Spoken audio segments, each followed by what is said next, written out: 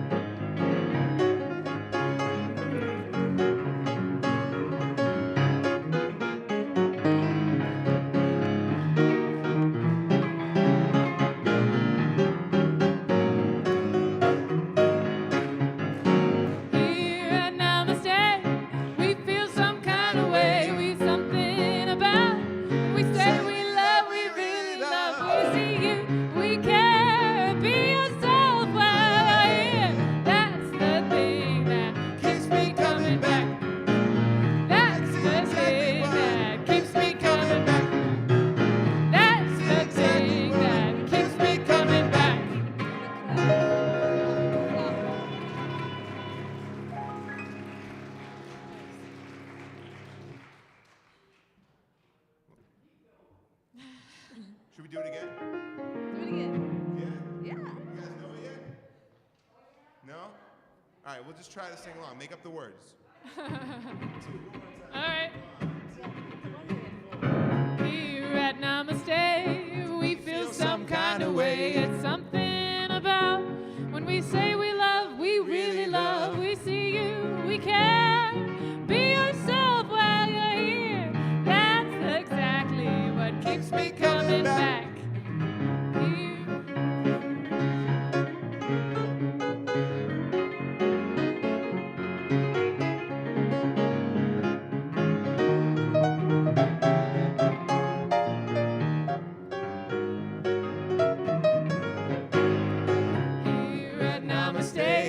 We feel some kind of way. It's something about when we say we love, we really love. We see you, we care.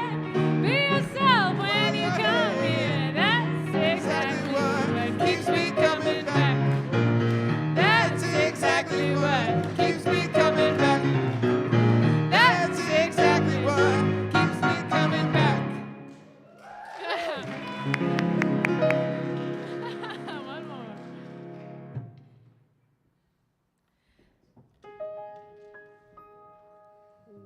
Welcome to Namaste. Happy Sunday, everyone.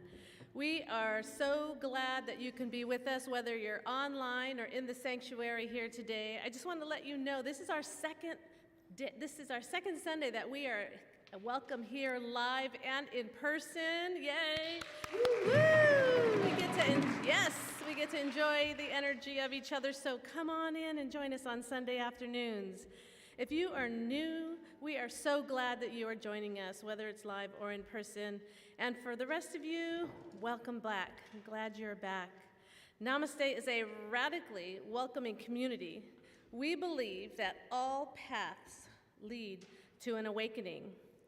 We are here collectively revealing that love is the nature of who we already are. Yes, indeed. And so from there, I want to read who we are. And I'd like for you to join us. Join me. I honor the place in you in which the entire universe dwells. I honor the place in you which is love, truth, light, and peace.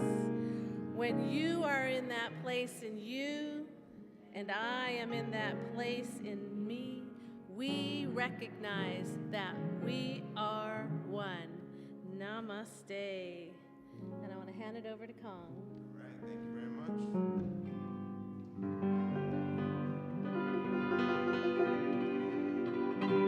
Now this one you guys might know, and the lyrics are also right there.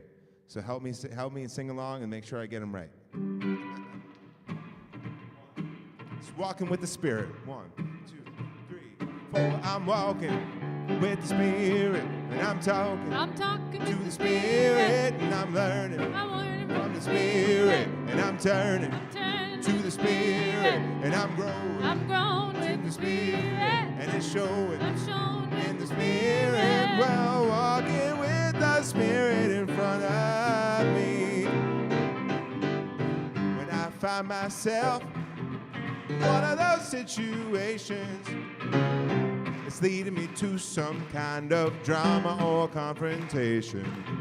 I go within, I get plugged into my friend before it's too late.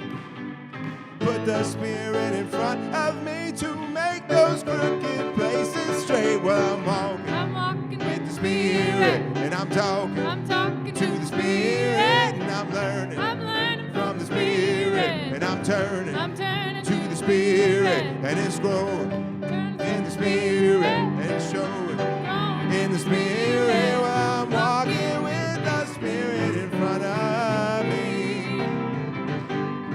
When I find myself in one of those situations that I don't know what to do, when I got no explanation, I go within, I get plugged in, oh, for a revelation.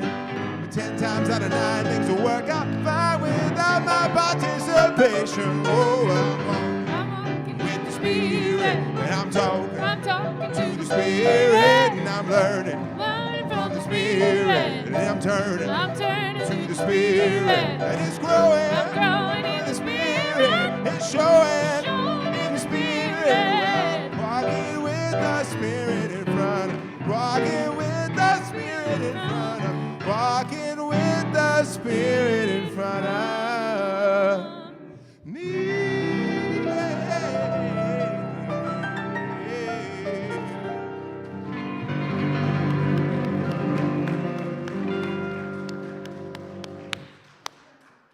Woo!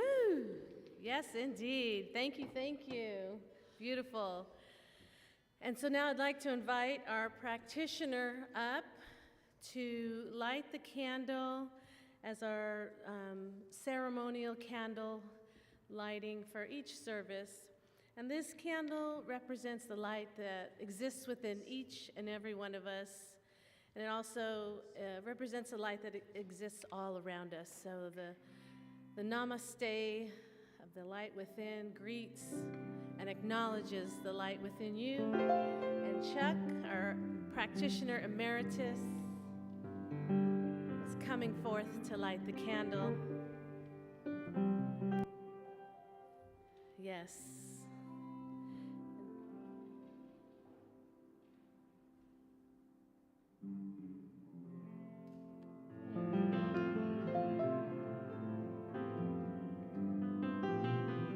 Thank you, Chuck. Yes, beautiful. Thank you, Chuck. Chuck has served for many years as a practitioner, and he definitely brings the light. And as we take this moment to go within, as I create the invocation here, as we settle within and feel and connect with that spirit within, knowing that there is only one God. There is only one presence. Yes. The Spirit resides everywhere in its entirety, infinity and beyond. And we are one. We are one with this Spirit. Thank you, God. Yes. And it's from this oneness, from this wholeness, from this holiness, that I declare our service right here and right now to be sacred, to be holy. It can only be holy because it is of God, from God, and as expression of God. As this Holy Spirit works through and in each person that is contributing to our service here today, our technology, our music, our sound, and our beloved Reverend Bobby, as we know that the cumulative givingness of God through our congregation, through those who are of service here, make this service fun, filled with joy, and filled with healing and laughter. I know this to be so because it is of God. I am so grateful for this time together, whether it's in person or online. I know that we are together. I release this prayer to the Holy Spirit, knowing that it says yes to that which we impress upon it, as we all say together, and so it is. Amen. Yes, yes. And I want to invite Susan up for our announcements.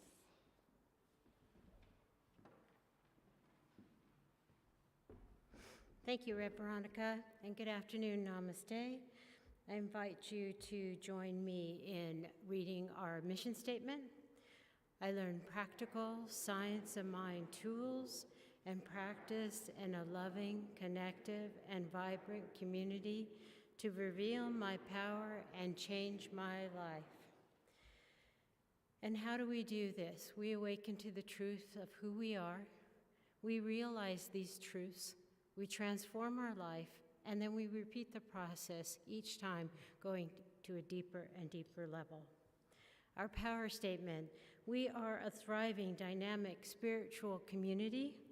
We are Namaste, and this stuff works. Indeed it does. And now Rev Veronica will give us a little bit of information about our upcoming Digging Deeper night.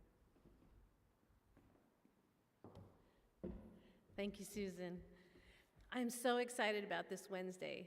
If you have not joined us on a Wednesday, come join us because it's a great midweek pickup.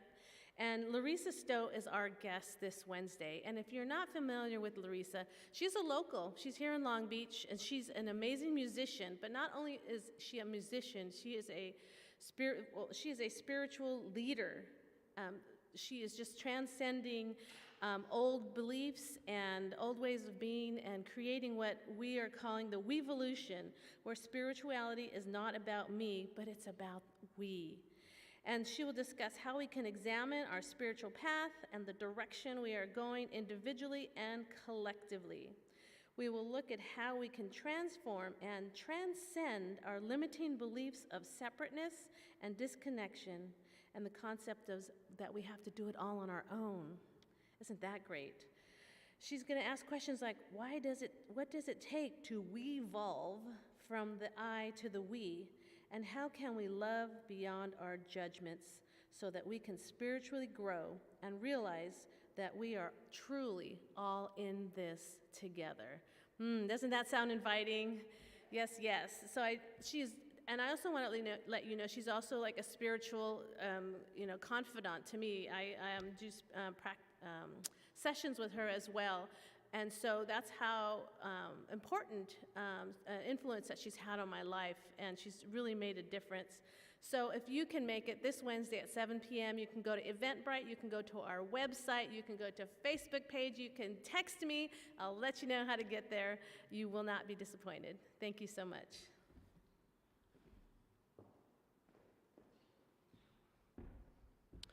We have other spiritual offerings to help offer you support during the week. One of the things that's coming up is our next class offering in the Wisdom School. It is what is affirmative prayer? Why are some prayers answered and others not? If the great traditions of religion, science, and philosophy all sought to answer the same questions and all have a golden thread of truth running through them, why doesn't every prayer or affirmative thought or powerful intention manifest the desired results? If you're curious about the answer to these questions, join us beginning March 7th for 4 consecutive Monday nights at 7 p.m. for the new class, What is Affirmative Prayer? We also have on Wednesday, the second Wednesday of the month in the evening and the fourth Monday in the morning, a grief support group that meets.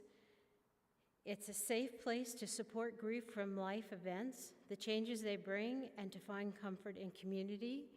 Find the information on our website to get the Zoom link to be able to join the conversation. We also have every Monday through Friday daily spiritual prayer with our practitioners. Start your day off on a positive note. The information is on the calendar at 7 a.m. You can use Zoom, you can call in. And then last offering is the Circle coming on the third Wednesday this month, March 16th, so mark the date. Thank you to the amazing Ondonwe musicians who brought a most memorable celebration of music from around the globe last Sunday.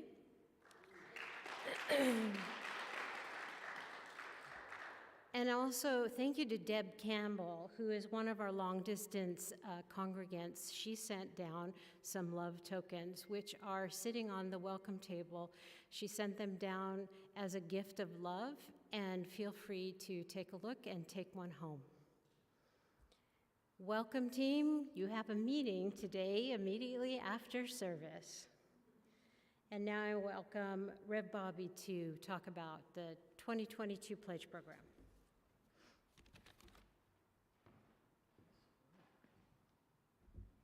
Let's give a nice round of applause for our board president. She does a lot, and we're really grateful for that. So usually January, but I got a little late start this year. I had a little going on in my life. So every January, every beginning of the year, we do our annual pledge program. Why do we do that? Well, there's a couple things. One is we really get to determine how the year's going to go and what we're going to support. Our last pledge program, by the way, was 97% successful.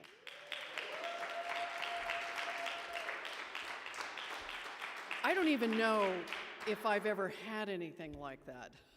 97% successful. This might be the record of any community that made a pledge and actually gave what it committed to do. That is amazing. That is amazing. So I'm just really excited about that. So why do we do a pledge program? Besides the board gets to budget using that pledge, we also get to decide, personally, what do I want to see happen in the world on behalf through Namaste. We get to share and give love in a way that grows that love. This whole month we've been talking about love, and I have been feeling this experience of what love is possible of. And this community is absolutely one of those. We get to learn about being in community. One of the things that's really interesting that we've been reading about in our class on All About Love that started meeting here in February is the fact that what is love? What is it? And it's a really difficult word to define, but I see it. And I see it by example. I see it by the things that we do as we give to one another, because love is first and foremost about what and how we give. When I don't feel loved, I don't give. If I don't feel loved, I certainly don't receive. So the opportunity through the pledge program is to really give in that particular way. And we get to shape the community. You have a voice as members of this community, as even folks that come in on Sunday. If you're not a member, we still have folks that pledge that aren't members because they love what this community does. And that's what's really beautiful about it. So how can I do that? At namastecsl.org, which is our website, up at the upper right-hand corner, you're going to see Pledge Program. When you click on that Pledge Program, you can either read all about the Pledge Program, and if you already know about it, there's a link at the top. You can click there and just go ahead and fill out the form. It's that simple. And I'm going to be reaching out to all of our members, because that's what we do, with an opportunity to continue to the pledge, increase the pledge, adjust your pledge, whatever that is. But it's a really conscious way to be in community. And just so you know, your minister's already done her pledge. Her family has done the pledge, which we love because that's part of what my spiritual practice is too. So I invite you to do the same. So with that, take us into our sacred practice.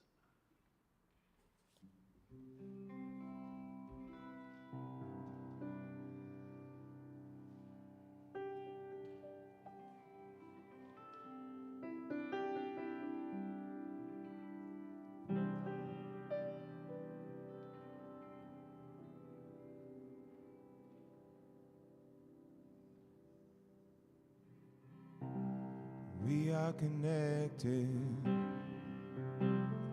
by the heart. Where do you end? And where do I start?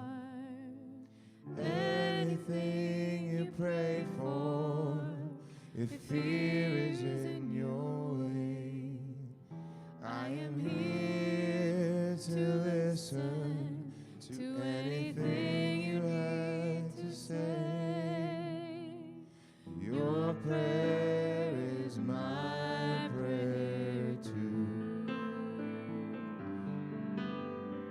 Your prayer is my prayer too.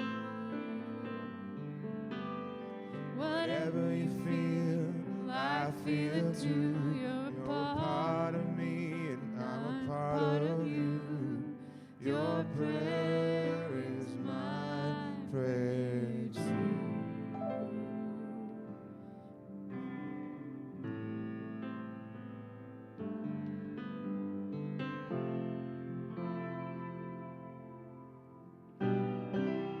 We are connected by the heart. Where do you end and where do I start? Anything you pray for, if fear is in your way, I am here to listen to anything you need to say. Your prayer is my prayer too. Your prayer is my prayer too. Your prayer is my prayer too. Your prayer is my prayer. Whatever you feel, I feel it too. You're a part of me and I'm a part of you. Your prayer is my prayer too. My prayer too.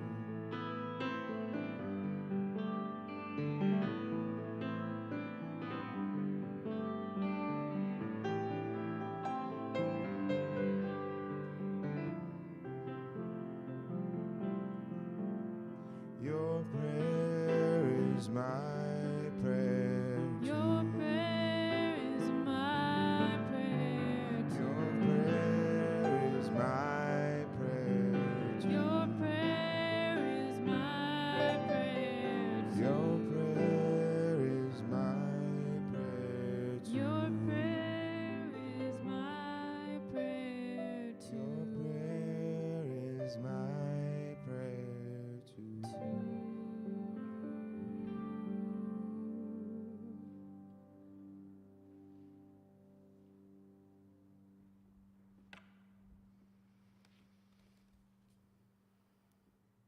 Namaste. We have a special share today during our sacred time from our practitioner in Sedona, and that is Jeff.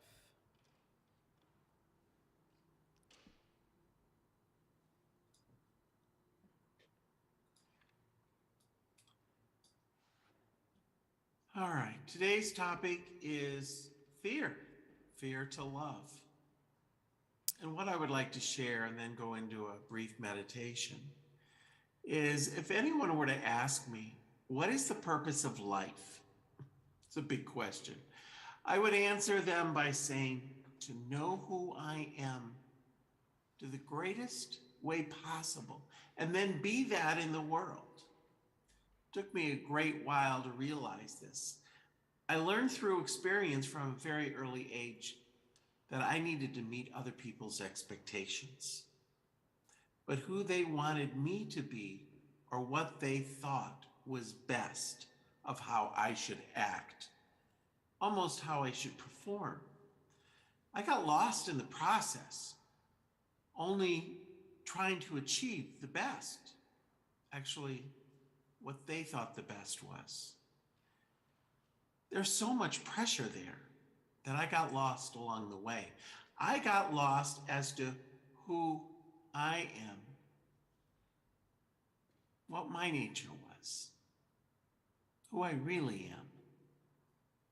What got created within me was an understanding that who I was not okay. I had a secret. I could never let it out. And that was my true self. Because what I stepped through an experience is that I needed to be someone else. Through my experiences through school, my employment, and actually in all of my relationships, I had to exceed in order to be perfect, in order to shine. And that felt like I needed to perform in order to hide my secret as to who I am, because I was not okay. So through fear, I excelled because I was so afraid that I could not show who I really was, who I came here to be. But I was miserable, and I did not know why. So that was a quest within me, because it hurt so much, because I would always be concerned. But what if they found out? What if they found out? Through my studies and every growing need to be released of this fear, I sought out the teachers of Charles and Myrtle Fillmore, Ernest Holmes and Emma Curtis Hopkins. It was through the pain and the light I started to show itself. I was hurt, and through the need to relieve this excruciating pain, that it started to break up, and through the cracks, the light was coming through. The practice of my life let down the need to keep up the secret, and to really start incrementally letting out who I learned myself to be. This learning continues to this day. I have promised myself that I will always step into the knowingness of my greatest expression as I practice, not needing to be perfect, but step forward in ease and grace to the best ability I can. And I want to say that again, that without perfection, that I step forward to the best ability I can. Stop measuring myself against other people, who I should be, who I shouldn't be. I practice love, and the fear continually falls away. My faith is strongest, and the fear is diminished in this practice of my life, knowing that this practice is not perfect. I learned that I am whole and complete, and I continue learning that today. And when I forget, I get to do a do-over.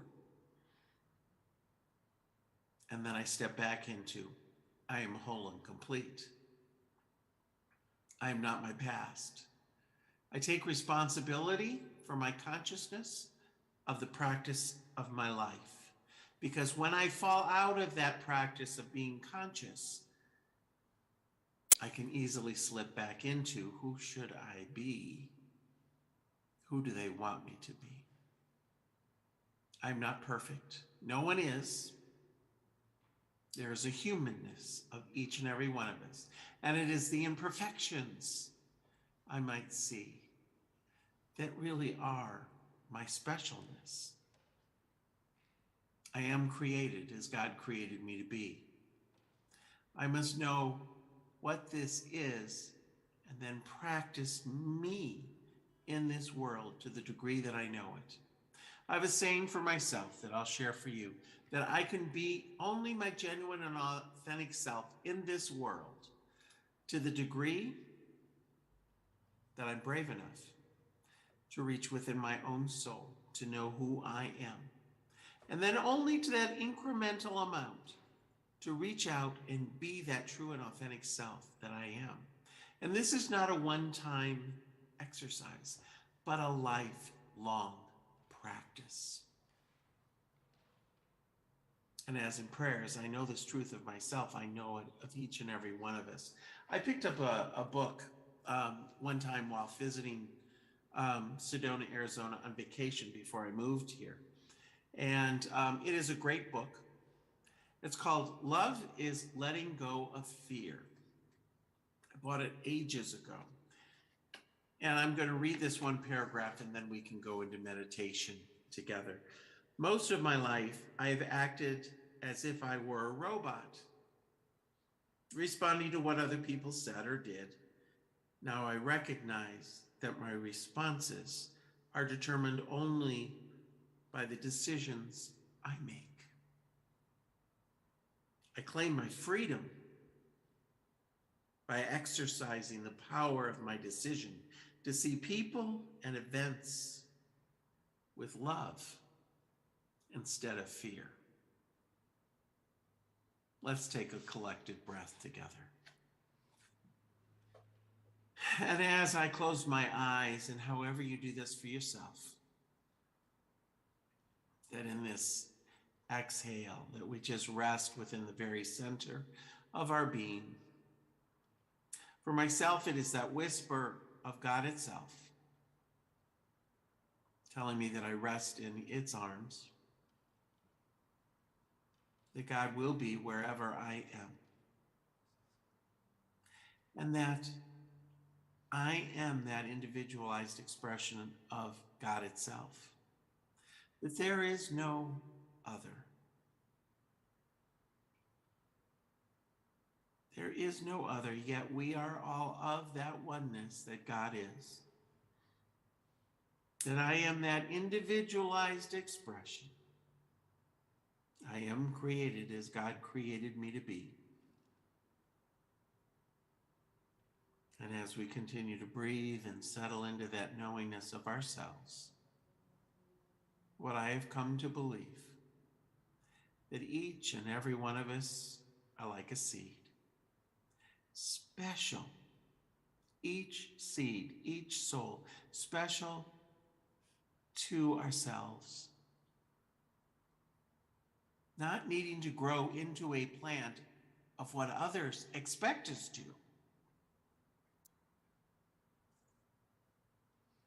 but only growing into that absolute, whole, and complete plant that we are. And it is through this growth that we know ourselves to the greatest ability with ease and grace. For the only work that we need to do is to be the best gardeners of our own individualized seeds, to prosper. And in this quietness,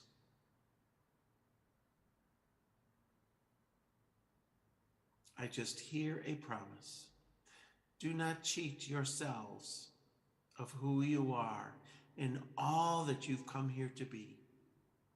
For it is the love and recognition of ourselves that diminish the fear of needing to be the right person. Diminish the thinking of needing to step in the right way. To anchor in the knowingness that I am the light, and it is my light, that which is God's, that I am here to shine. Don't cheat yourself or the world of your individualized expression, for you are special. I am the I am. And as I know this for myself, I know it of each and every one that hears this word. And it is in this breath that so gently caressed me into this quietness that I now take a breath, and with each and every continued breath, I feel the support of the chair beneath me, coming into the space around me, whether I am in the sanctuary of Namaste or in the comfort of my own house, viewing from wherever I am all over the world. I love each and every one of you. I recognize your individuality, your wholeness, and your completeness. God bless and love each and every one of you.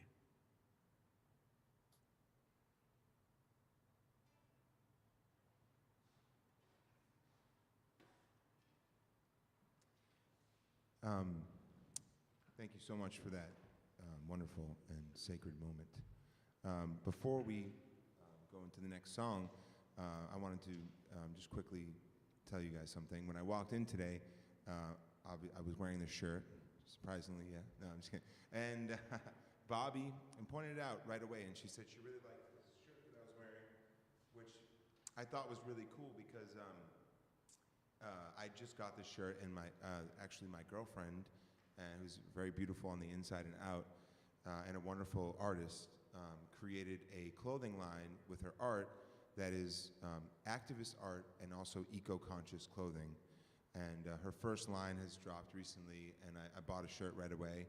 And this one goes to support Niños del Lago, which is an organization out of Guatemala, and it's Children of the Lake, because Lake Atitlan is very important to the Guatemalan, culture, the indigenous culture. And so yeah, if you are interested and you like her wonderful drawings, her paintings, there's a lot of different pieces of art that she's put onto clothing and bags and all kinds of stuff. And it goes to support some children in Guatemala. And I know I am grateful, and I know she would be very grateful, and so would Niños del Lago and Children of Guatemala. So you can go check it out at almagabriela.com/mestiz. That's the name of her brand, Mestiz. And if you don't know much about that, which I didn't, you can look it up, or she'll tell you, like she told me. And but anyway, I hope you enjoy this next song, because I can see clearly now that the rain is gone.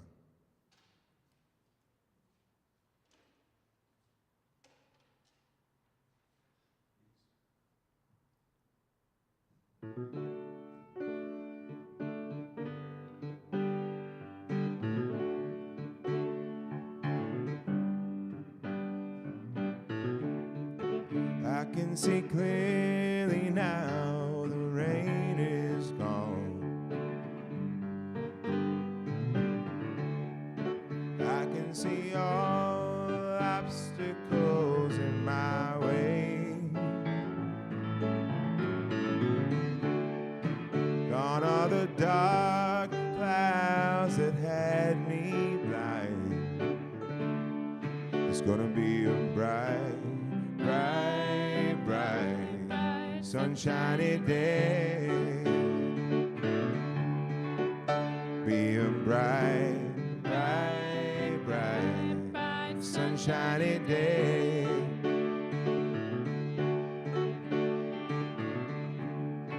I think I can make it now. The pain is gone. All of the bad feelings have disappeared.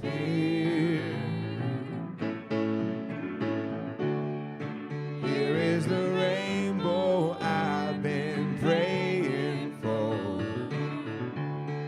It's gonna be a bright, bright, bright, bright, sunshiny day.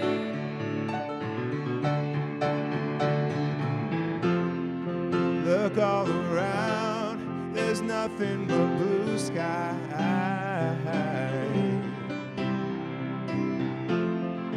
Look straight ahead, there's nothing but blue sky.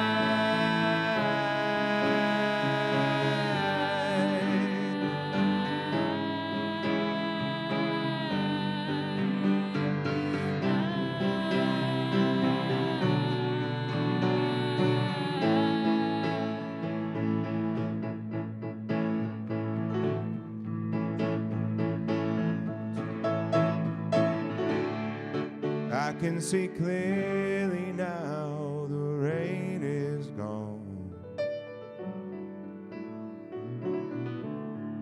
I can see all obstacles in my way. Gone are the dark clouds that had me blind. It's gonna be a bright, bright, bright, bright, sunshiny day. It's gonna be a bright, bright, bright, bright, sunshiny day.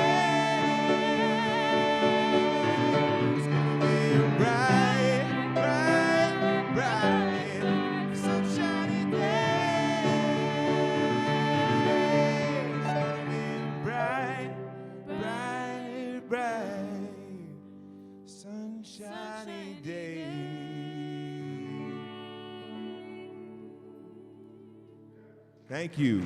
Reverend Bobby Becker, everybody. Welcome, welcome.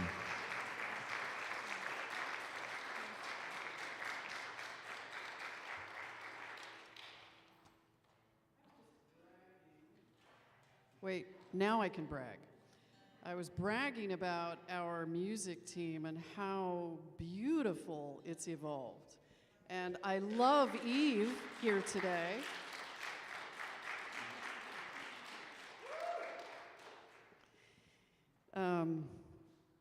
You know, I have a great job, really.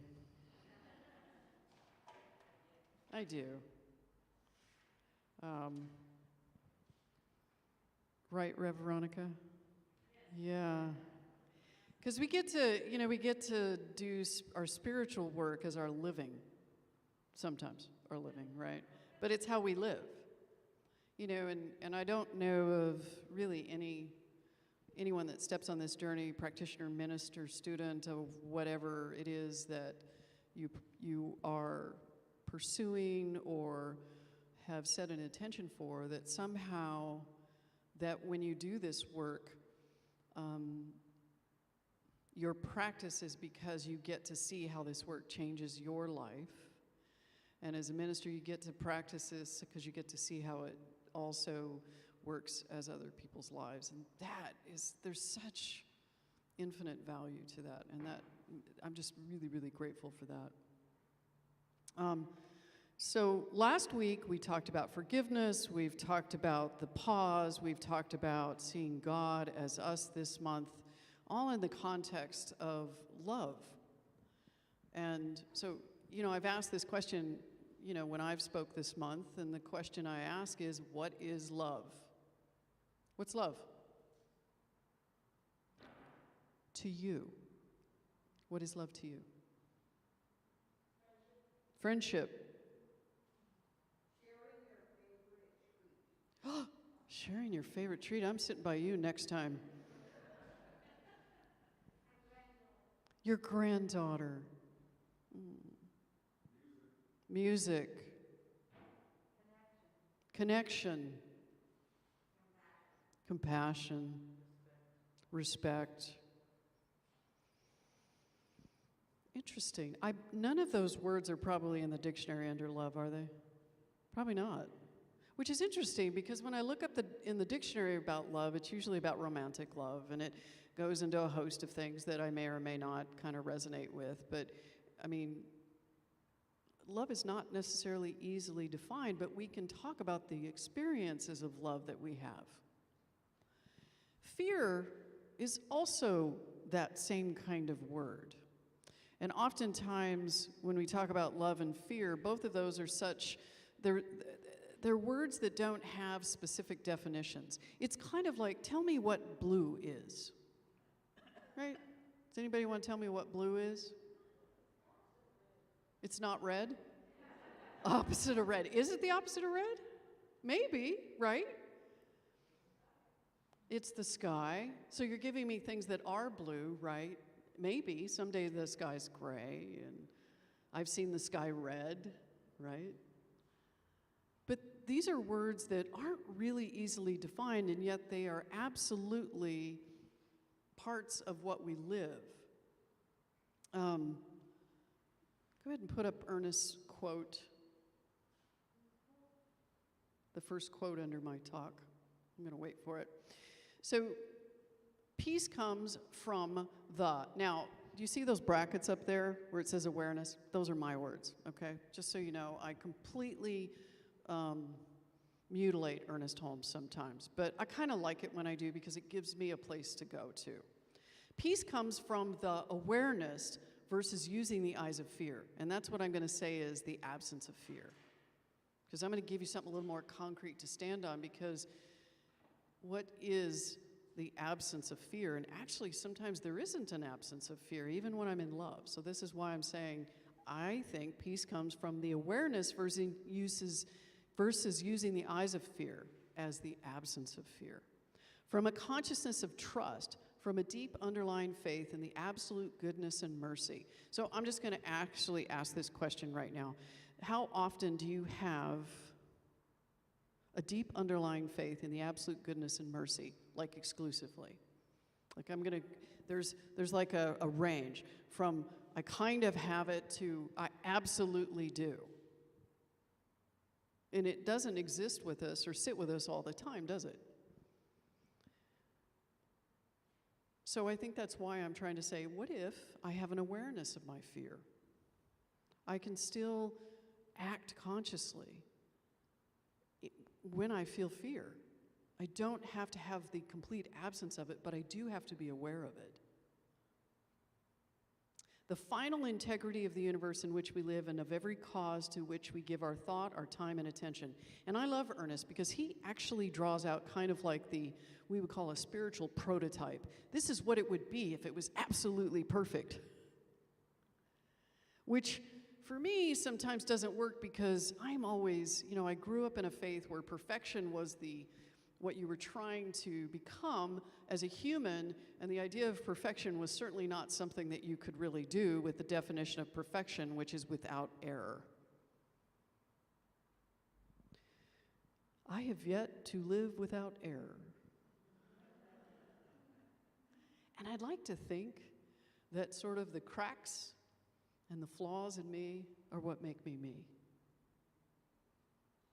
So I don't want to, I've lived a life often a lot in which my competence and my way of being perfect in something is really important to me. And when I'm sitting in that, I'm really actually sitting in fear because I'm afraid to make a mistake, or I'm afraid I'm not good enough, or I'm afraid that I'm not competent enough for the task at hand. So the thing about what Ernest talks about fear, Ernest Holmes is the founder of Science of Mind. It's what we practice. He uses a word for fear that I actually even like better, and he uses the term superstition. I like that word. And I like that word because we have superstitions about everything, including God. So this is my favorite one, and I use this most often. How often are you driving down the freeway, you got some friends in the car, and in Southern California, driving down the freeway at any speed over 40 is a blessing, right? And as you're driving down the freeway and you're going really fast and you're like, oh my goodness, this traffic, there's no traffic, it's just wonderful. And someone in the car says, don't jinx it. Any one of you do that? Exactly, right?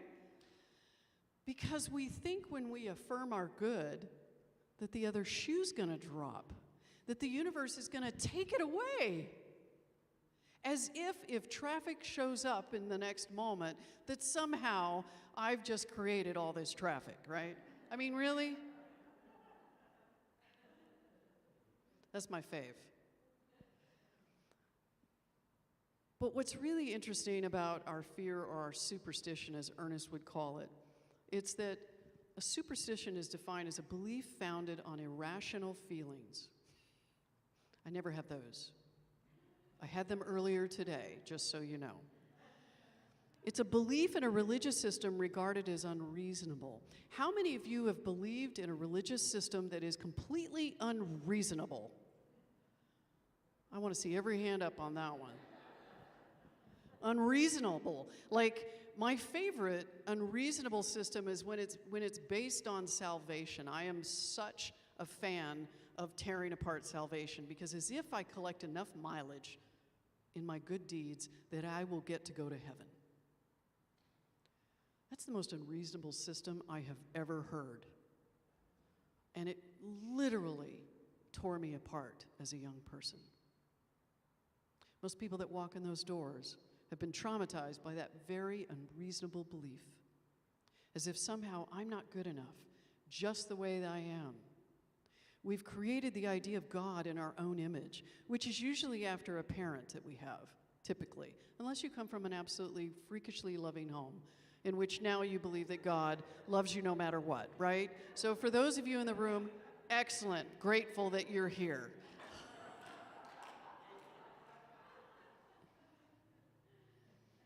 The truth is, at least in my mind, is that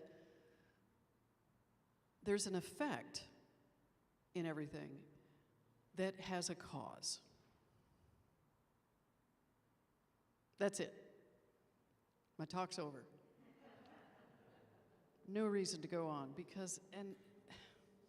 but the deal is this, is that if we can't explore how the universe works, if we're not willing to take the time to see how it works, then we're going to walk around and every time something good happens, we're going to think that it's going to be taken away in the next moment, because most of us deal with worthiness.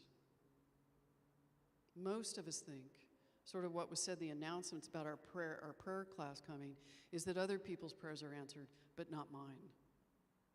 That other people get all the good stuff, and I get some of it, but eventually it's going to get taken away. And that's fear. That's when I live from fear. To suppose that God helps others but not me, that some prayers are answered while others are not. By the way, this is not the nature of the universe. It is up to me to understand how the universe works. And when I am right thinking, and I don't mean by I'm doing it right, but when I am in alignment with truly how the universe operates, I can see that things are showing up.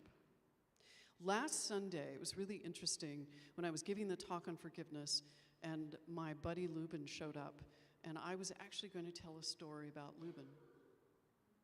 I haven't seen him in 3-4 years, and he shows up. That's the universe. The universe works in ways in which I understand and don't understand, but I'm not going to, or at least I try not to, put such demands and unreasonable terms on the universe that one, that we're not connected, which is that's a superstition, that somehow I'm walking all alone and I'm just creating everything that happens. I'm creating who walks in the room? No. I'm creating when success, or what I define as it's really what I define as success, shows up in my life. We get to determine, we get to explore and learn more and more about the universe and how it works, and actually do cause things to happen. We can do that. I've been thinking about my buddy Lubin forever. And I've never told the story about what I told last week, and he walks into the room. He and I created that with the universe. In quantum physics, we would call that non-local communication, which is, you've had it before, you're sitting there thinking about somebody and they call you. Has anybody not had that happen? Or you walk into them at a coffee shop, or you see them, or whatever it might be. When I'm in that place, in that space of being in alignment, I start to notice things rather than be afraid of them. When I see traffic on the road after I've just said how great it is, I'm thinking, the universe just slowed me down for a good reason. Till I understand more about it. I try not to define it. I try not to judge it.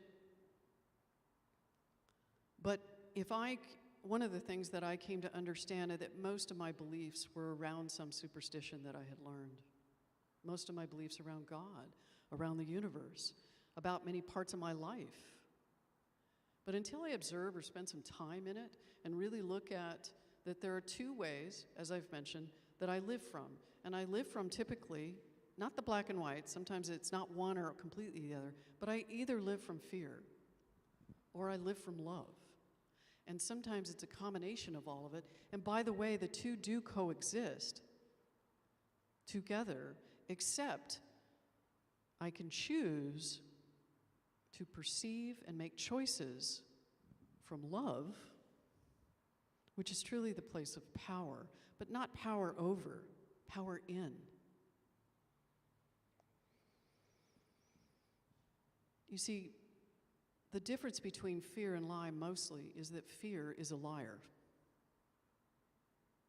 It lies. It lies as us. It lies to us.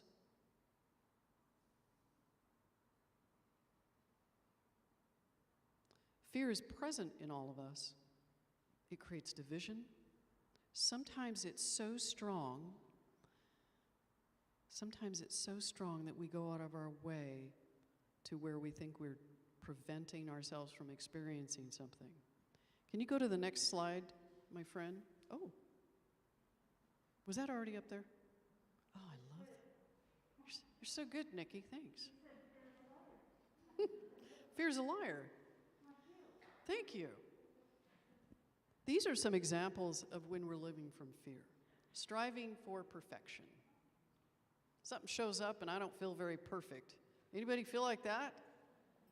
Anybody not feel like that? That's probably what I should ask, right? Anytime we try to numb out, whether it's through watching TV, whether it's using alcohol or drugs, whether it's avoiding a situation, whether it's, oh my gosh, this is the 5th time they've called, I don't want to answer this. And we go and do something else. Where this is my favorite. I do this a lot. Repeatedly dress rehearse tragedy. I'm just hearing like a wave across the room right now. Repeatedly dress rehearse tragedy. I'm trying to prevent something from happening, but I can't seem to, I just keep coming to the same conclusion, and it's never good for me, right?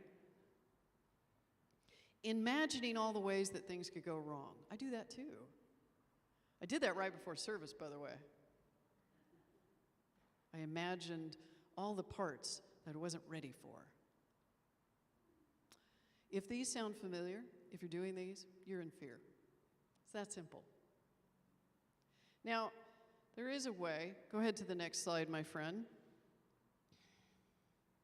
You see, every morning we put on an armor.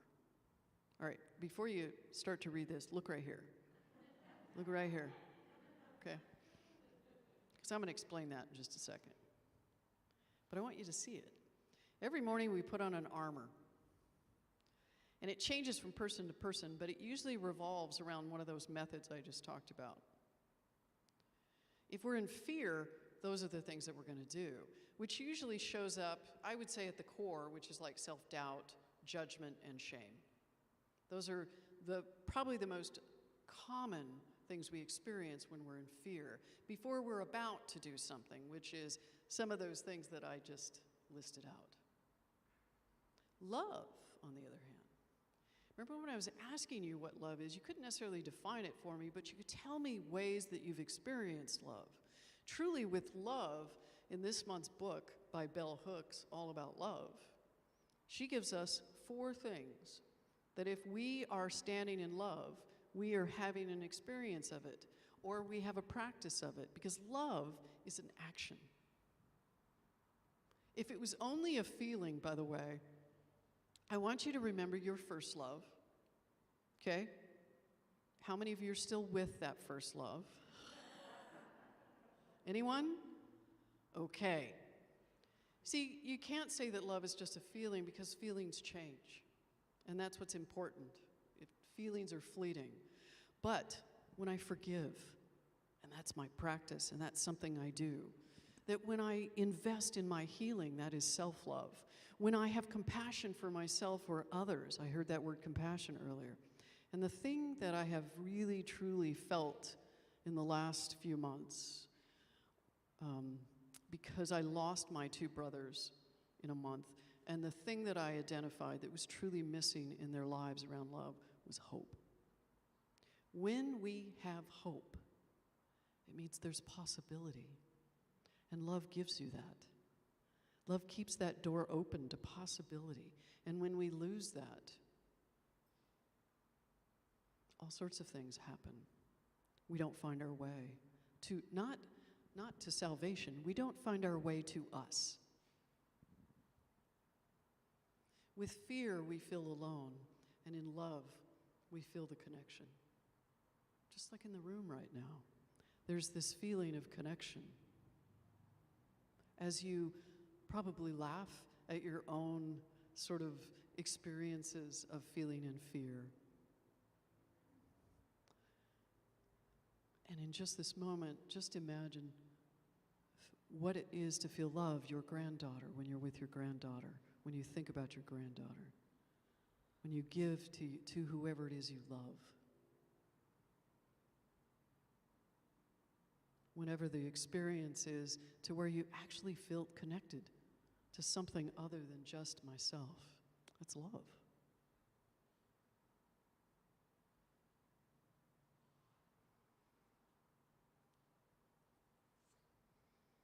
Fear is a part of our journey. It's a part of the journey of being human, part of the journey, but love is who we are.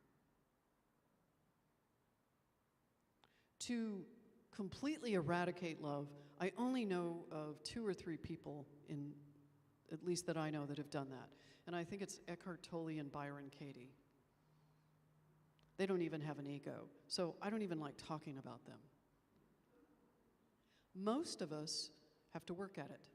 Most of us haven't had an experience where that part of our consciousness completely dissolves. We get to work with it. And I don't think one is better or the other.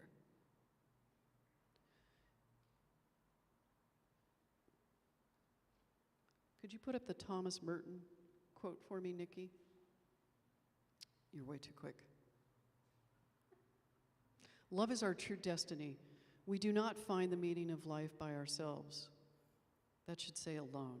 We find it with another. Now that's the thing about love. You cannot go on a mountaintop and meditate and be alone and never be in a relationship with anyone and feel love. It's just not possible. It's not what we were created for. We were created for connection. We were created to be in relationship. We weren't necessarily created to have romantic love, by the way. That's not necessarily, a requirement of being human. There are people that never find that love. There are. So that doesn't mean that that's a guarantee in the journey. And it never is a guarantee that we find one love. And again, I'm going to romantic love. But there are people in our lives that we love forever, aren't there? There are people in our lives that we have an experience of love forever. So we know that in relationship, love cannot be experienced just by myself. It is experienced in relationship with each other. It is why community is so powerful. It is why it is important to find a community that we find love in.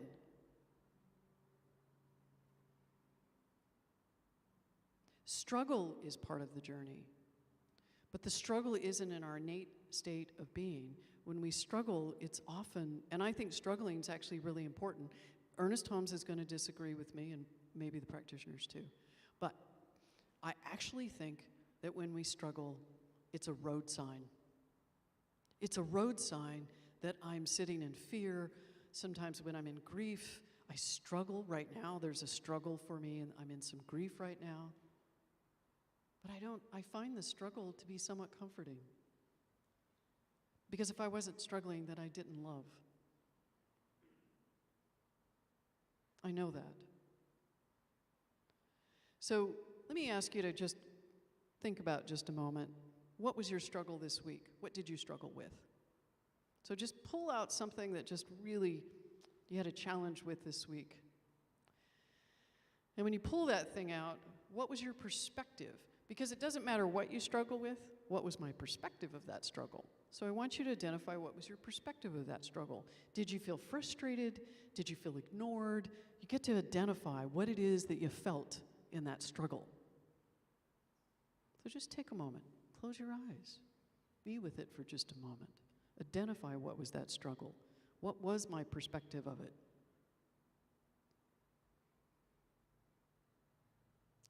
Now, whatever you identified as to what you were feeling in that struggle, was it fear or love that was your perspective?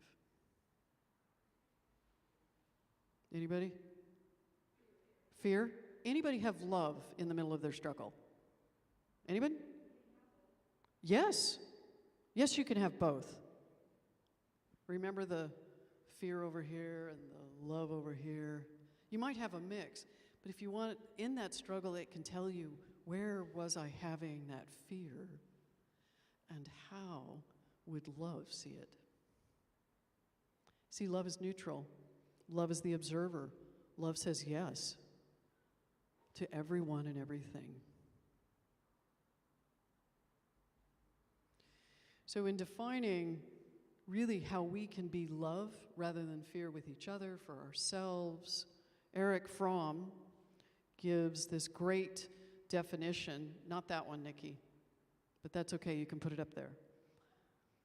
He says love is the will to extend oneself or the purpose of nurturing one's own or another's spiritual growth. When we really care about another, when we care about ourselves. And I don't mean from a place of fear like I'm lacking or I'm afraid somebody's going to take this away or the universe, but when we actually care enough to do good things for ourselves and good things for others.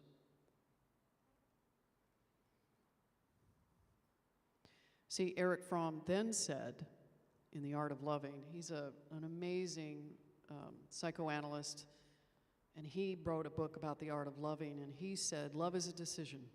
It is a judgment. It is a promise.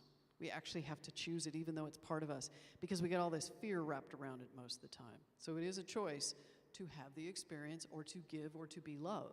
If love were only a feeling, there would be no basis for the promise to love each other forever. A feeling comes and it may go. How can I judge that it will stay forever when my act does not involve judgment and decision? You see, we have to continually choose love.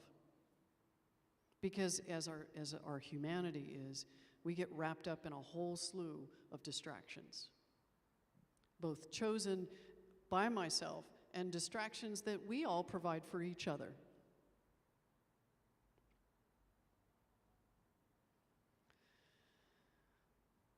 Eric Fromm goes on to also say the opposite, and he talks about what love isn't. The opposite pole to narcissism is objectivity. So he's talking about the fact that when we're not in love, we're probably being narcissistic. I hope that makes you feel better.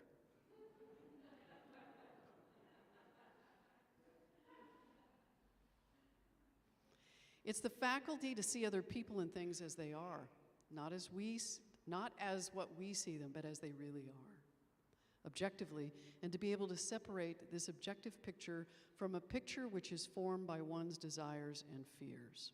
When I see someone, it doesn't even matter what. When I see someone and I characterize them as whatever their action is who they are, then I'm standing in fear.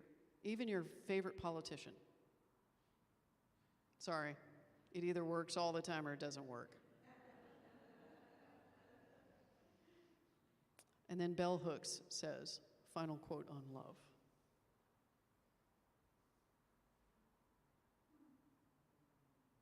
Again, love being the action. Doesn't mean we don't have fear, but I let go. I let it go. And I let God. This challenge of living in fear and love is our earthly challenge. It is part of being human. Can I accept that journey is part of it? Because remember what Eric Fromm is, when I support my own spiritual evolution, I'm in love. I'm acting in love. When I'm judging myself or I'm judging others on their spiritual path, I'm acting in fear. That's how it is. And we come here to be reminded. We come here to be reminded. So let me just close this in prayer. So I'm going to ask you to take your hand and place it on your heart. Let's do it this way. Take your left hand if you're able, because your left hand is your receiving hand. Your right hand is your giving hand. So we're going to do a little receiving right now and giving at the same time. So just recognizing that oneness that is all there is. If some of you are wondering why I'm praying with my eyes open, because there's no rules. I love, love, love seeing you. So I want you to look in the room with that love that you're both giving and receiving to yourself, and I want you to hold your hand out to someone in the room and give love. Just pick someone in the room, and you can move around about the room as I give this prayer.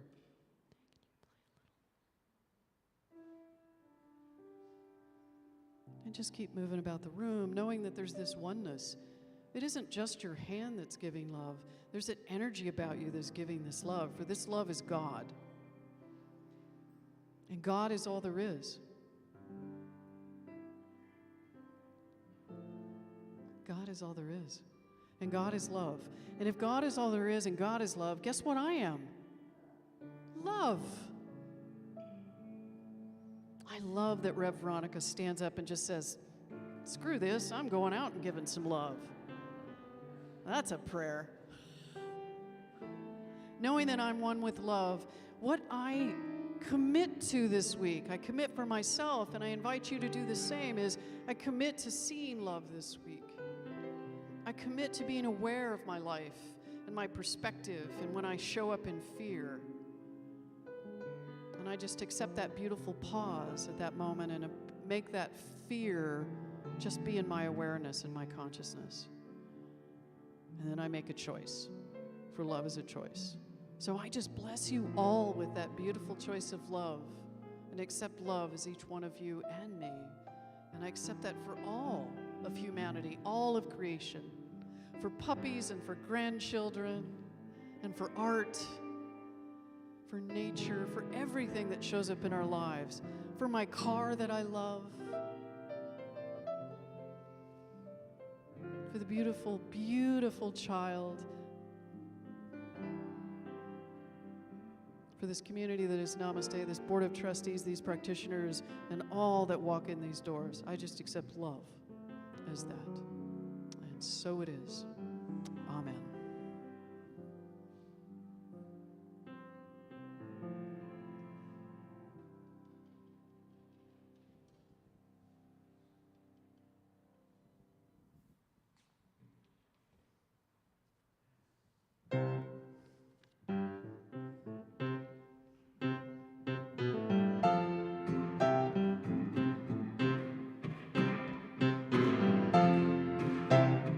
Know a place. Ain't nobody crying. Ain't nobody worried. Ain't no smiling faces. No lying to the races. Help me, come on. Somebody help me now. I'll take you there. Help me on. Let me hear. I'll take you there. Help me now. I'll take you there. Oh, mercy. I'll take you there. Oh, let me take you there. I'll take you there. Oh, let me take you there.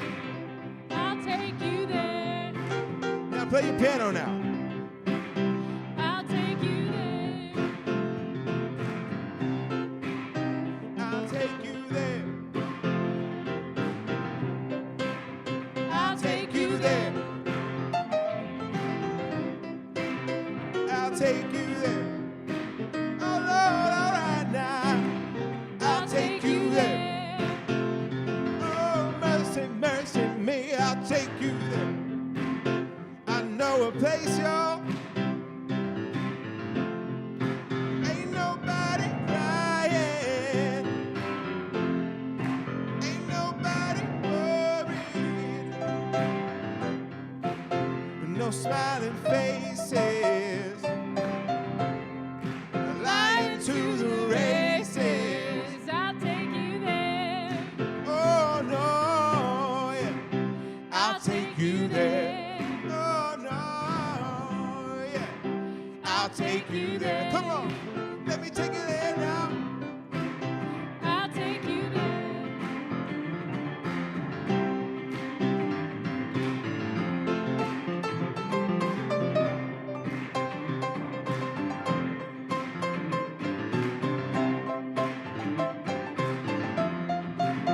I'll take you there.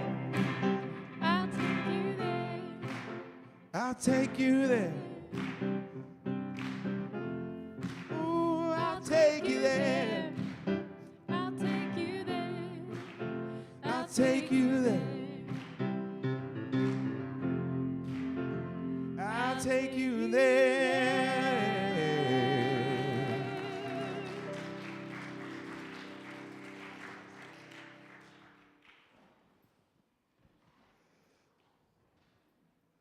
Love that. You did take me there, Kong and Eve. Thanks for that. Love our music team. For those of you that are new here, this is your first time, we have a few new folks here. You know, it's been a journey to get here. Oh my goodness. Right, Candace? Holy moly. I almost said something else.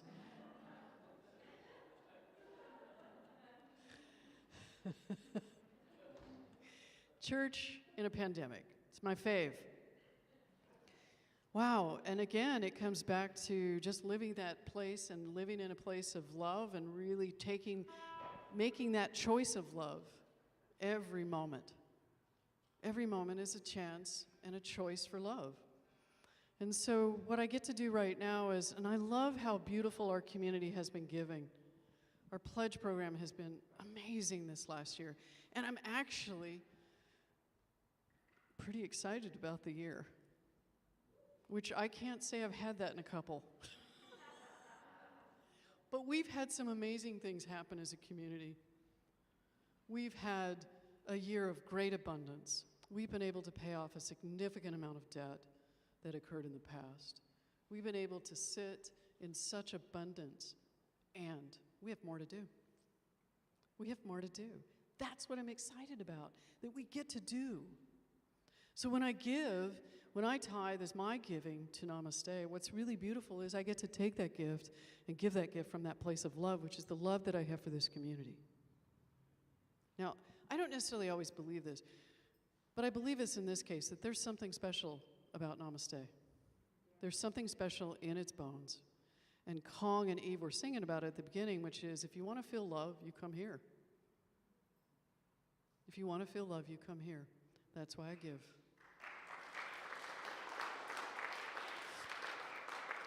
And that's because of you. That's because of each one of you. And I'm very grateful to get to be here and to do that with a community that believes in love, really believes in love.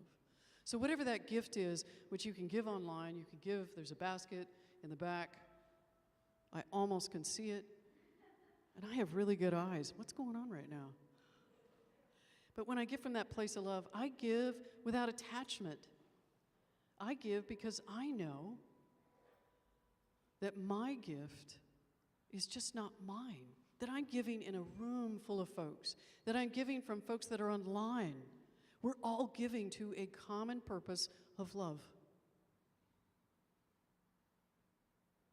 So take that gift, which is who you are, whatever you're giving today, which is your presence or whatever it might be, and just put your hand over your heart with that gift.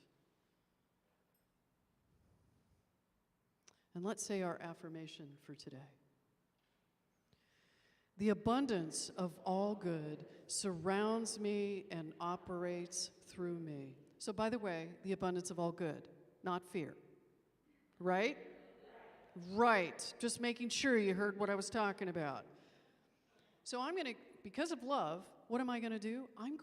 I accept in faith God's plenty as mine and of Namaste. There's a reason I put in of Namaste in there. It's not just about me. It's never just about me. So, next, I accept it with gratitude. By the way, if you don't accept it with gratitude, you're probably not going to get it again. Not because the universe doesn't want to give you, because you're not open to it. So I accept with gratitude and joy, and use it with wisdom. Hold on. Every one of you have wisdom, so any of you in the room that think you're not smart enough, let's just take that and put that over here. Not true. You have a divine wisdom within you.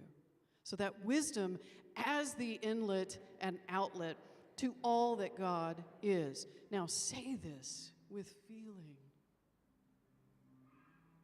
I affirm this is true. And does someone want to tell me what "and so it is" means? It's done. So let's say this and be done and release it. And so it is. Amen. Thank you for that. So we're going to do, what am I going to do? Oh, benediction. I'm going to first thank a few people, if I might. First of all, I want to thank Nikki and Tangi and Janine over there on tech. Everybody's training so that our online folks can have an experience. For those of you that have watched online, that's where it happens. And over here with Casey is where it happens on sound. Thank you, Kong and Eve. And I want to thank Jeff in Sedona. Super, he's our lead practitioner, love him. Chuck Spencer on minister support. He's been back here holding vigil. Rev Veronica for opening us up today. Thank you, my friend. And Susan Calick, who was our board of trustee in for Tori Sina today. And today, our practitioner leaders are Jackie Pearson and Julie Geno in the back, and they coordinate all things welcome, which we're going to have a welcome team meeting after service. Thank you. And I just want to thank you for coming, because your energy raises the roof. We don't do this alone, so thank you for being here. We're so grateful you could make it with us. So let us do our benediction, and we'll go into our close. So let me invite you to stand if you're able and feel good enough.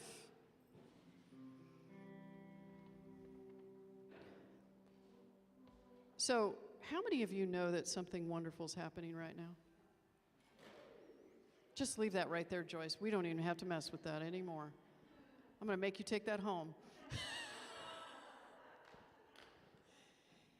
Do you know something wonderful is happening? So I want you to say this like it is. Something wonderful is happening through me right now. What is it? It is this thing called life. Where is it? Life is in my mind. Life is in my body. Life is all that we am. Oh, life. Sorry. I just totally messed that up.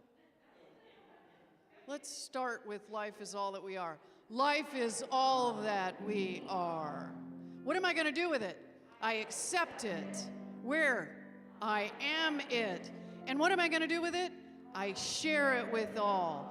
And this is kind of important because when I think my prayers aren't answered, they really are. Sometimes I don't get what I want, I get what I need. I hate that, don't you? So this is how we're going to share it. Just the way it appears, and just the way it appears not. Hold on. Besides forgiveness, the most powerful spiritual practice you could ever practice is gratitude. So don't ever say thank you without meaning it. Like she said. So say this next line. No matter what it is in your life, imagine your life and all the beautiful things that do happen in your life. All the things that you have, just by the bare nature, the very nature that you're in this room means you have a lot. So let us share this and say this together. Thank you, life. And so it is. Please take it away. Thank you all so much for being here with us today. Our friend Eve here is going to be with us next week as well, making some music. Thank you, Eve Elliott, for joining us today. Des will be back in a couple weeks. And maybe the three of us will all be together soon, too.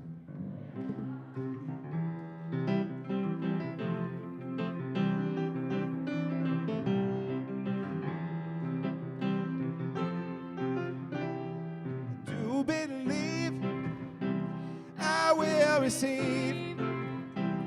I just have to know and then declare it to be so with an open mind. And just a little bit of time, if it serves my highest good, it will be mine.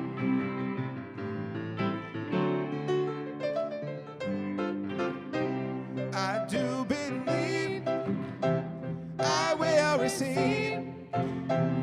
I just have to know and then declare it to be so with an open mind.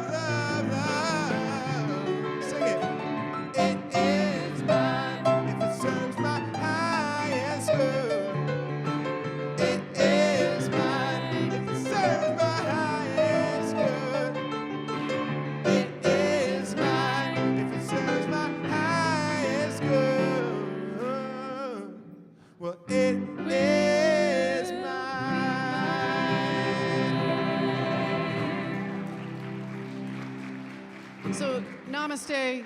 Just make sure you remember to have a great week, and we'll see you next week. Blessings. Sure. Great.